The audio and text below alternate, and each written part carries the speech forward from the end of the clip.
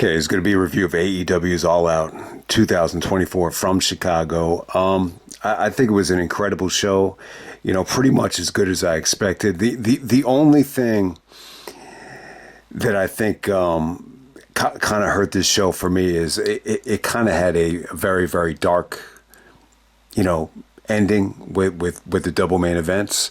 There's a huge swerve at the end of the Bryan Danielson match. I think more than anything, that is going to really dominate the discussion.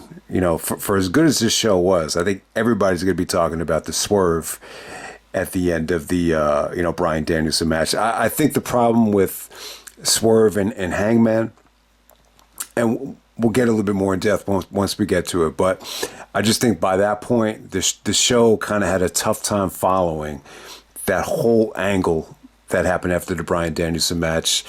And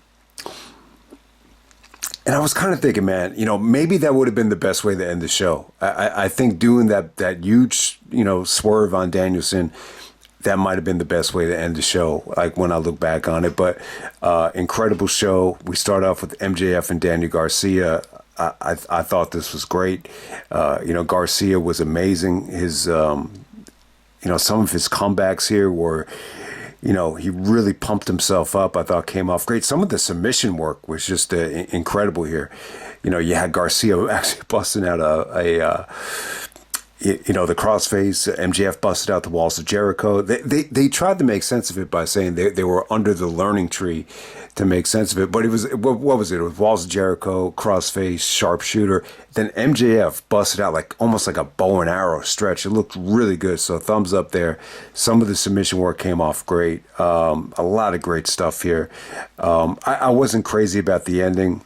But hey, I think the way they booked this with Garcia kind of dodging the low blow and avoiding the code of honor, it was actually a pretty cool ending. And, Garcia loses, but it's almost like victory and defeat for him. He's celebrating in the crowd after it's over. MJF had to be taken out on a stretcher because, Garcia gave him a pile driver. So it was a pretty cool, aftermath, even though you get a little bit of a crappy finish with, MJF kind of, hiding behind the ref and he low blows Garcia. Then he hits him with a sideways jackknife pin. It just was kind of like an ugly ending. But overall, I think the match was great. Definitely one of the better things of the night. A really great performance for both guys. You could definitely argue this as being, Garcia's best match. Yeah, I think in AEW, I think it was that good. Kind of reminded me of MJF and Darby from Full Gear a couple years ago, just in terms of the quality of it. All right, next up we have the Young Bucks, the EVPs, taking on the Blackpool Combat Club. Man, this is a crazy. This show kind of felt like a movie, man. It really did. So we got Claudio and Wheeler Yuta going up against Young Bucks. I think this was good stuff, man. I think it was good. It was definitely one of the weaker matches of the night, believe it or not. But Claudio busted his ass here. I mean, the cardio from Claudio was great. And once again, you saw a little bit in the collision match, that 8-man tag. You saw a lot of creativity between Claudio and the Bucks. They didn't do that Meltzer driver spot here, which I thought was really innovative. But, they did a double V trigger, and Claudio was able to counter it. So they did a lot of good things. I think the Bucks were good here, but something was just lacking. I think Yuta, clearly wasn't as over as Claudio. I definitely think that hurt the match. For as good as Yuta looked, I think Yuta definitely had some good moments, but overall, you could just feel a lack of connection with the crowd. I just don't think the Bucks. I just don't think the fans care about the Bucks, the way they used to. It's as simple as that. But I think they still put on a good performance. It was still fun. The way they worked with Claudio, it was fun as I expected. I just think this was a really, solid match. But definitely a step down in terms of, excitement, from the opener. All right, next up we have the match of the night, which is, believe it or not, it feels like this is going to be overshadowed. We got Will Ospreay taking on Pac. They go about 20 minutes to rock the house. This is the video game match of the year. This felt like a fucking video game. It was just so good. And give credit to Pac. I mean, Pac might be older than me, but, he can still go. He could still, keep up with Ospreay, who's, I would assume at least 10 years younger than him. And yeah, man, I mean, it was just great stuff. I mean, the reverse Ranas in this match is something to behold. The Os cutters. I mean, Pac. Some of Pac's counters into the DDT from the power slam, was beautiful. Just some of the hurricanranas that he was able to counter. And I got to give it to Pac. The highlight of the match was actually, one of his offensive moves. Just the way he was able to counter the Stormbreaker. I think that was the highlight of the match. But so much great stuff to go over. Very action packed. This had a lot more action than some of the the Ospreay matches with MJF were great, but I just think this was just a little bit more athletic, more action packed than some of the MJF matches. But you could argue the MJF matches had better storytelling, but incredible match. Ospreay, some of those running blades just look vicious, and the funny thing is Ospreay didn't have to bust out the Tiger Driver. He didn't even have to bust out the Stormbreaker, and they still put on what is going to be arguably the match of the year. I think this was that good. I would put this over Ospreay versus Takeshita. I mean, is it better than Ospreay and Danielson? It's tough. It really is tough. Would I say this is better than Danielson and Swerve? I'll probably say not, but this definitely did steal the show. This is the match of the night. There's no doubt about it. I think they went on a little bit too early, but you know what? Because of, what was going to transpire the rest of the show, it actually did make sense, when I look back on it now. So, all right, next up, we got another match that I feel like is going to get underrated and overlooked. We got Kris Statlander taking on Willow, the Chicago street fight. Beautiful stuff here. I mean, these two girls rocked the house. I mean, they had a tough match to follow, and they followed it. I mean, this was just a great street fight, tremendous execution, tremendous intensity. There wasn't any holding back here. There wasn't like any, feminine hesitation from these two girls. I just thought they were awesome. Tremendous stuff off the stage, tremendous stuff through the barricades. The stuff with the chain was great. It actually felt like a chain match at the end of this thing. Kris Statlander with that thumbtack spot. She actually did a split, and it looked like the thumbtacks were going to penetrate her, vaginal area. So, that was like the scariest part of the match. But I got to give credit to Statlander, man. She is an awesome wrestler. I mean, she knows how to suplex. She knows how to, get girls up, and, she really knows how to deliver. I mean, Willow was great too. So just great drama, great ending right there. They didn't even get too much time, and they still, put on a 4-star, street fight in Chicago. So give them credit. All right, next up we have, what's probably going to be, one of the weaker matches of the night, but I think this was still a lot of fun. The problem with Okada is, I don't think you could really book him in those kind of sprints, like, that King of Trios match from Chikara, that 4-way. I thought maybe you could have, went in that direction. You didn't quite have that kind of talent here. With Kota Ibushi, El Generico, Nick Jackson. I mean, that's kind of another level of athleticism compared to this. But we got Okada, Mark Briscoe, Orange Cassidy, and Konosuke Takeshita.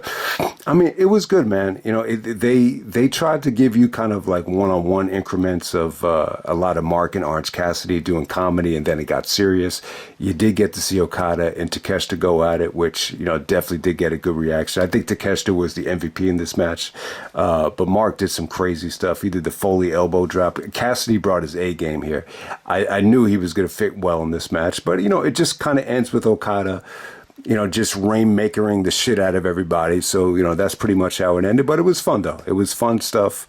I would say this really almost hit the 4-star level, but not quite. But it was, just a great showcase for Okada, because I do feel like when you go back to All In, Okada was just kind of thrown into the gauntlet match. There wasn't a whole lot of presentation here. The video package really catered to his personality and his strengths. So, yeah, I mean, it really does feel like Okada is becoming, Americanized with all the middle finger stuff. He really does remind me of my one of my friends, growing up, but, that's a story for another day. But let's move on to the AEW TBS Championship match.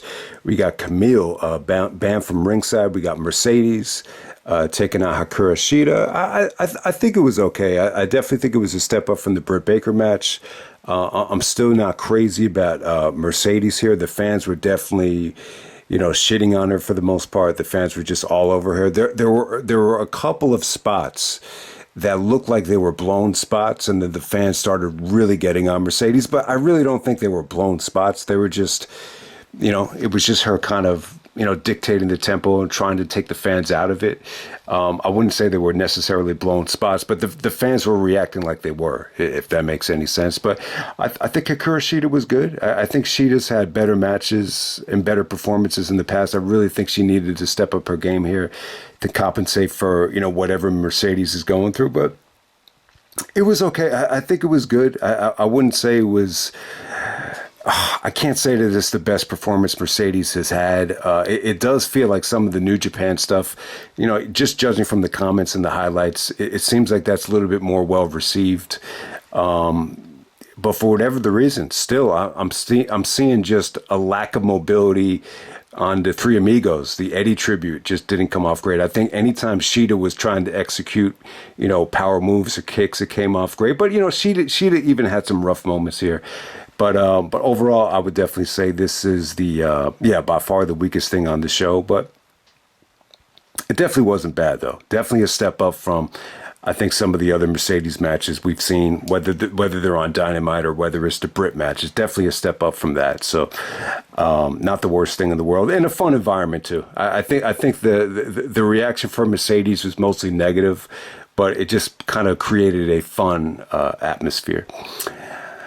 All right, next up we have Bryan Danielson defending the AEW Championship against Jack Perry. So Danielson comes out with Final Countdown. Jack Perry gets a really over-the-top entrance with his scapegoat vehicle. The Young Bucks kind of, endorse him on the way out. So great entrances for both guys. I think the match was pretty damn good. I mean, there were interference from the Bucks.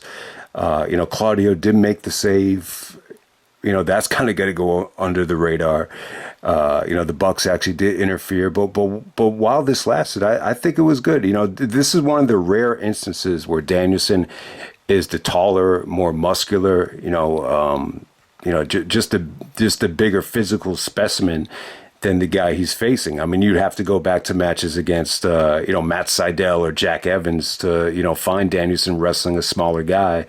It equated into a great match because, Danielson is really able to, do whatever he wants with a guy like Jack Perry. He did the surfboard here where he stretched the shit out of him, very similar to the way he did the Jack Evans at Survival of the Fittest 2004, if anyone remembers that. I mean, that was pretty fun. The biggest question mark is here. Very predictable match. I mean, if Jack Perry was going to win this thing, I think it would have shocked the shit out of everybody. So the good thing is Danielson retains. But the biggest question mark is, did Jack really, deserve to be in this spot? And did he thrive in this spot? I would say for the most part, yeah. But there were moments here where I think the fans, really got to Jack. You heard a lot of CM Punk chants. And then there was almost like negativity in the air. This goes back to the Ring of Honor days where a lot of fans just, if they're going to spend money to go to the shows, like they want to see quality main events. So it definitely kind of had that kind of feel for a little bit of it. But I think there's a lot to like from Jack, especially some of the submission work, some of the counters to the Psycho knee into the STF, to step over crossfaces. I thought a lot of that stuff came off great. I think the most impressive thing from Jack was the strikes. The strikes came off great. I thought he actually was out striking Danielson, during certain stretches here. But, they brought JR on commentary here. It was pretty interesting. Like, he was like, oh, Danielson is kind of off to a slow start here. Then they had to be like, yeah, I think he's just trying to feel Jack Perry out because he's a little bit smaller. He's a little bit of a prick. You got to try to feel him out. But it's funny because I know a lot of guys were really high in Jungle Boy, and now all of a sudden the Punk thing happens, and Jack is acting like an asshole and like a prick. That it just seems like a lot of people just don't like him. I think I think this was a tough sell, though. For as good as he was here, I think it was definitely a tough sell for a lot of people. But At the same time, I think I just want to mention this. I think the most underrated part about this. I mean, you heard the CM Punk chants. I mean, it really. I mean, the important thing is, I don't know if Jack would have really found this scapegoat character without the Punk stuff. And it's well documented. I'm not sure if everybody realizes it, but Danielson was the one that recommended that Punk, kind of be cut to the side from AEW. So in a lot of ways, like he was blaming Danielson for being selfish and for not caring about him, but. It really does feel like this opened up the door for this scapegoat character. But, I think it was a great match. The ending kind of felt like, almost had like a Raven-esque ending with the way Jack was kind of, just, opening up for Danielson, just kick the shit out of me. So it was a pretty cool ending there. But, Danielson does go over. There was some pretty good near falls. I mean, it was a fun match. It was definitely fun. Wouldn't say it's anywhere near the 5-star level, but it's Danielson has had 4-star matches with Delirious.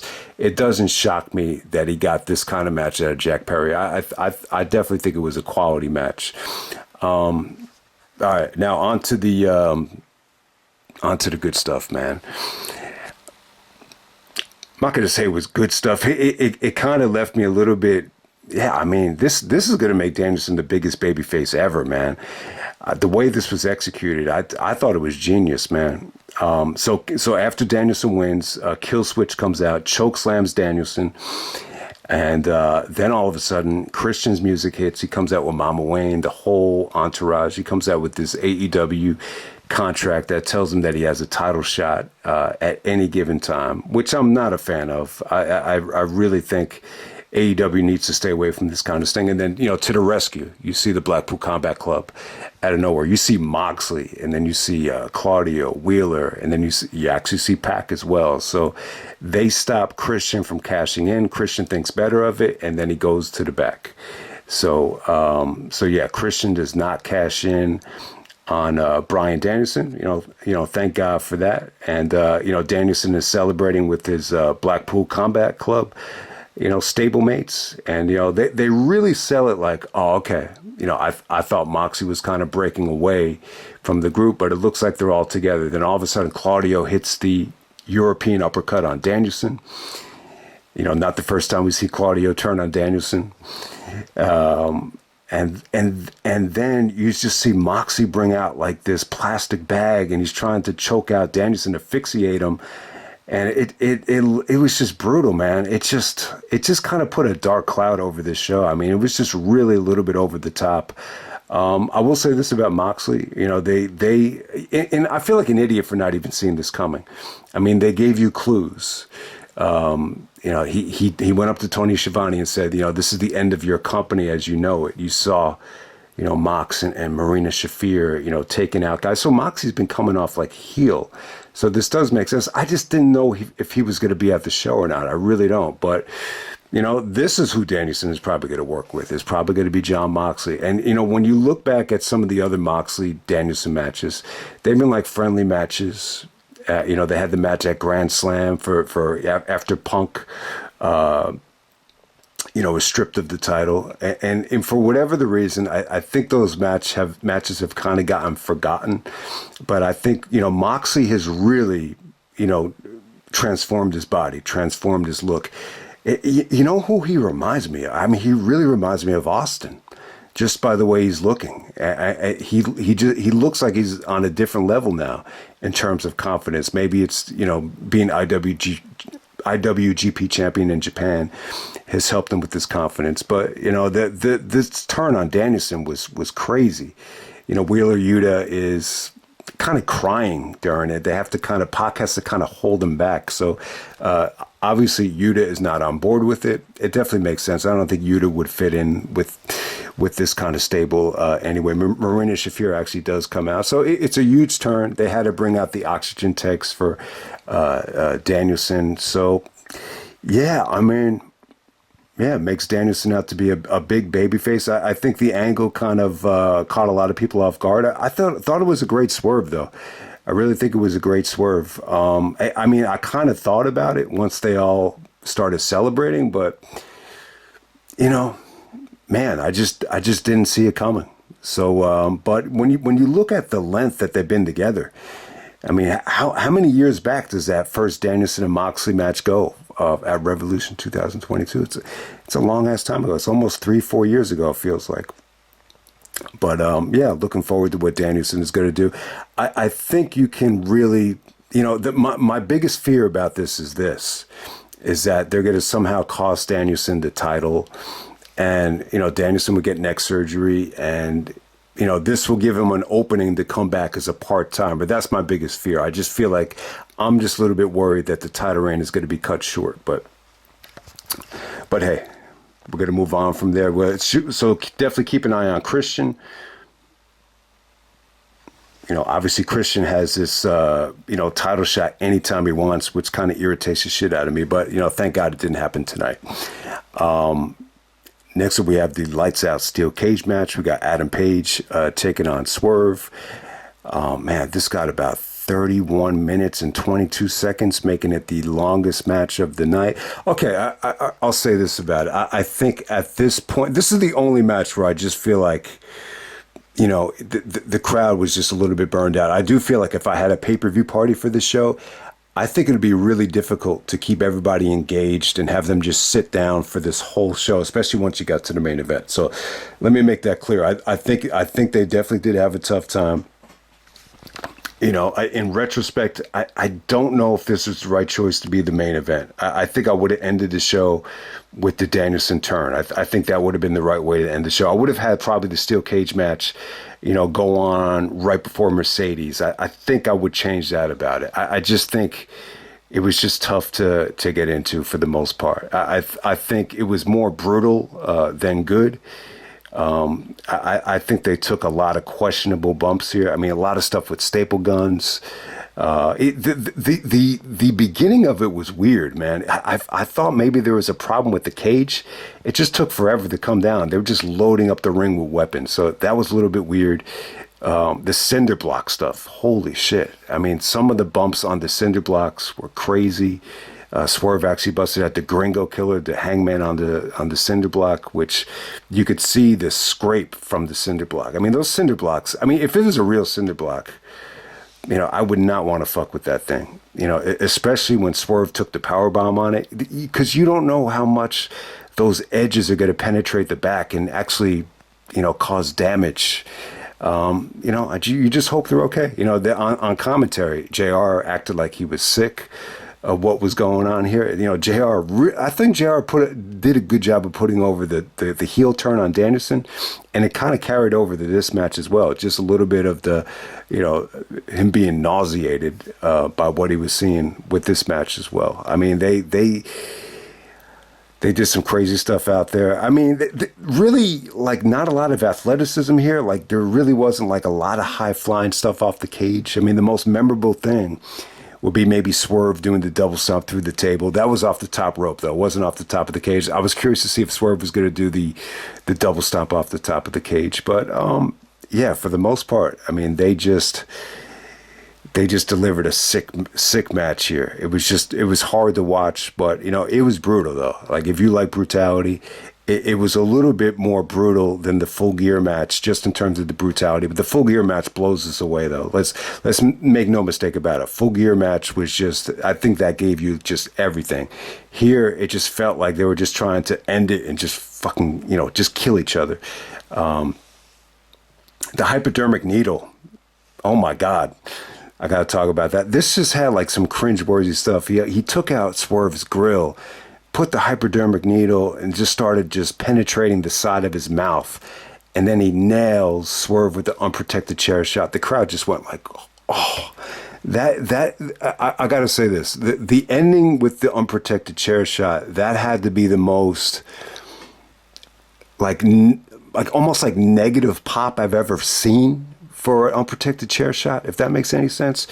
But, Hangman surprisingly wins this thing. I was expecting Swerve to win. I figured, and it kind of makes sense. I mean, it was just 2 weeks ago where he lost the title. I thought maybe you have him win, get a big win here to kind of compensate him for the loss. But I get what they were trying to do here. They really wanted this to be, All In was more of a fairy tale ending. This is really, a dark ending that you could build on for the television show heading into the fall. I mean, really, they did a good job of that. I mean, sometimes when you do these big, heel swerves and you end it on a dark note, it really does kind of set the tone for the episodic nature of Dynamite. So thumbs up there if that's what they were going for. You know what this show kind of reminds me of?